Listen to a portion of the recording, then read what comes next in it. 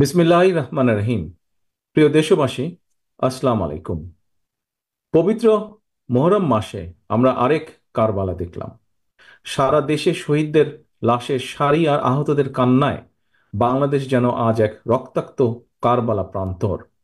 খুনি হাসিনার খুনি বাহিনী সারা দেশকে রক্তাক্ত কারবালায় পরিণত করেছে।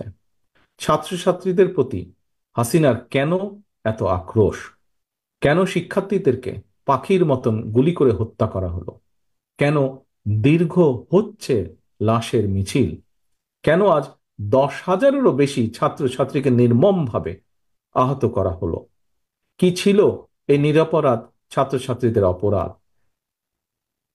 এই ছাত্রছাত্রীরা তো হাসিনার 400 কোটি টাকার পিয়ন হওয়ার কোনো সুযোগ তারা চায়নি। এই ছাত্রছাত্রীরা তো বিনা ভোটের এমপিও হতে চায়নি, কিংবা হাসিনার অবৈধ ক্ষমতার ভাগও তারা চায়নি।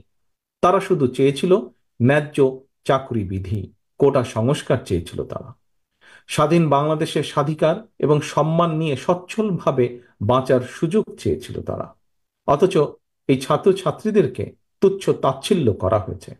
ছাত্রছাত্রীদেরকে অপবাদ, অপমান, অপদস্থ করা হয়েছে। নিরস্ত্র সাধারণ ছাত্রছাত্রীদের উপরে পুলিশের ইউনিফর্ম পরিয়ে ছাত্রলীগ, যুবলীগের সন্ত্রাসীদেরকে লেলিয়ে দেওয়া হয়েছে। এই খুনিরা আবু সাইদের চিতানো বুকে গুলি করতে দ্বিধা করেনি। খুনিদের বন্দুকের নল থেকে নরসিংদীর কিশোর তামিমও রেহাই পায়নি। প্রিয় দেশবাসী, রক্তের হোলি খেলা চালিয়ে খুনি হাসিনা এখন নাকি সংলাপ করতে রাজি। হাসিনার রাজি নারাজিতে এখন আর কিছুই যায় আসে না। শহীদদের রক্ত মারিয়ে ছাত্রছাত্রীরাই খুনি হাসিনার সঙ্গে এখন আর সংলাপ করতে রাজি নয়। ছাত্র জনতা খুনি হাসিনার কাছে হত্যাকাণ্ডের বিচারও চায় না। ছাত্র জনতা খুনির কাছে কিসের বিচার চাইবে? হাসিনা নিজেই তো ঠান্ডা মাথার খুনি। ঠান্ডা মাথায় সে এতগুলো নিষ্পাপ প্রাণকে হত্যা করেছে, খুন করেছে। শহীদদের রক্তের দাবি মেটাতে বরং এই মুহূর্তেই দফা একটাই, একটাই দাবি, দফা এক, দাবি এক, খুনি হাসিনার পদত্যাগ। প্রিয় দেশবাসী, কোটা সংস্কার আন্দোলনের বীর শহীদদের রক্ত বৃথা যাবে না ইনশাল্লাহ। বৃথা যেতে পারে না ইনশাল্লাহ। বৃথা যেতে আমরা দেব না ইনশাল্লাহ। দেশ এখন সম্পূর্ণ দুই ভাগে বিভক্ত। একদিকে ছাত্রছাত্রী, কৃষক, শ্রমিক, পেশাজীবী সহ অধিকার হারা গণতান্ত্রিকামী জনগণ। অন্যদিকে হাসিনা আর তার অলিগার্ক। সুতরাং একজন মুক্তিযোদ্ধার সন্তান হিসাবে, একজন সামরিক কর্মকর্তার সন্তান হিসাবে আমি সেনাবাহিনী এবং বিজেপি উদ্দেশ্যে একটি কথা বলতে চাই। দেশের আপামর জনসাধারণ কিংবা আন্দোলনকারী ছাত্রছাত্রীরা আপনাদের শত্রু নয়, বরং অরক্ষিত সীমান্তে আপনাদের শত্রু রয়েছে।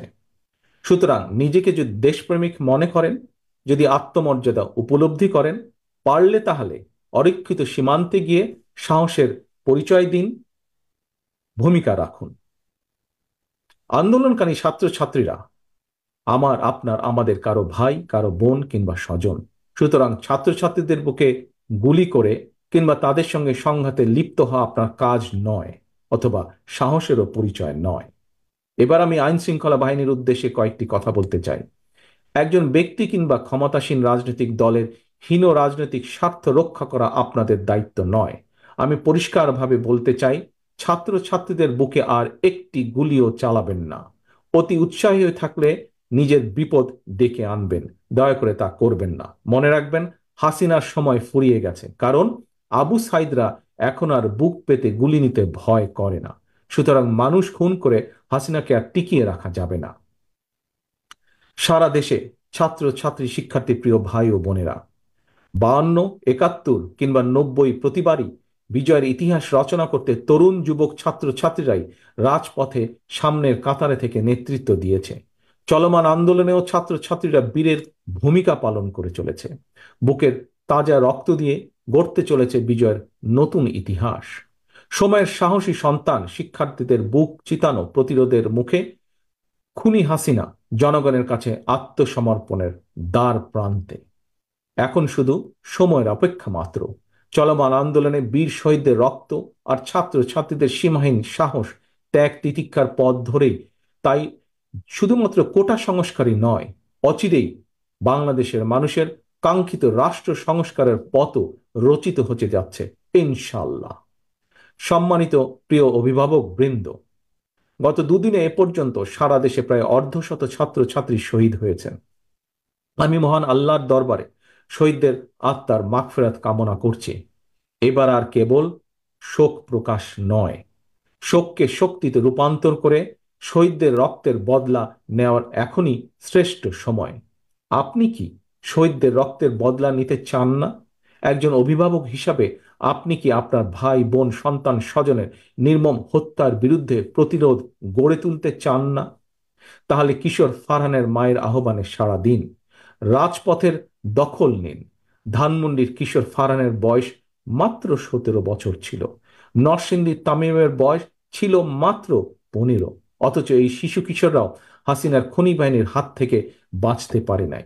হাসিনা ক্ষমতায় থাকলে নারী পুরুষ শিশু কিশোর কেউ নিরাপদ নয়। খুনি হাসিনার বন্দুকের ভয় চুপ করে থাকলে আমাদের ভাই বোন সন্তান স্বজনদের নিরাপদ ভবিষ্যৎ নিশ্চিত করা যাবে না। তাই সন্তানের একজন পিতা হিসাবে সম্মানিত সকল বাংলাদেশের সকল অভিভাবকের কাছে আমার বিনীত আহ্বান, আপনারা রাজপথে নেমে আসুন। ভাই বোন সন্তান স্বজনদের আন্দোলনের পাশে এসে দাঁড়ান, তাদেরকে সহযোগিতা করুন, সাহস দিন। প্রিয় দেশবাসী, খনি হাসিনার ক্ষমতার লোভের কারণে বর্তমানে গার্মেন্টস কর্মী থেকে শুরু করে নোবেল বিজয়ী প্রত্যেকটি শ্রেণী পেশার মানুষ লাঞ্ছিত, অপমানিত, অধিকার বঞ্চিত। এখন আর বসে থাকার সময় নয়। আপনি শিক্ষক, আপনার দাবি আদায়ের জন্য আপনাকে ছাত্রলীগের হেলমেট বাহিনীর সঙ্গে হয়তোবা আপোস করতে হচ্ছে। শিক্ষকের সম্মান ফিরে পেতে চাইলে রাজপথে নেমে আসুন। আপনি হয়তো একজন পেশাজীবী, আপনি অধিকার বঞ্চিত, লুটেরা দুর্নীতিবাদ চক্র আপনার প্রাপ্য অধিকার কেড়ে নিয়েছে। আসুন, রাজপথে নেমে আসুন, অধিকার আদায়ের সংগ্রামে যোগ দিন, স্লোগান তুলুন। ফেরত চাইলে অধিকার, রুখতে হবে দখলদার। ফয়সালা নয় আদালত, ফয়সালা নয় আদালতে, ফয়সালা হবে রাজপথে। ইনশাল্লাহ সেদিন বেশি দূরে নয়, যেদিন বাংলাদেশ থেকে এই খুনি চক্রকে বাংলাদেশের আপামর ছাত্র ছাত্রীরা বিদায়ী করেই ঘরে ফিরবে ইনশাল্লাহ। আল্লাহ হাফেজ।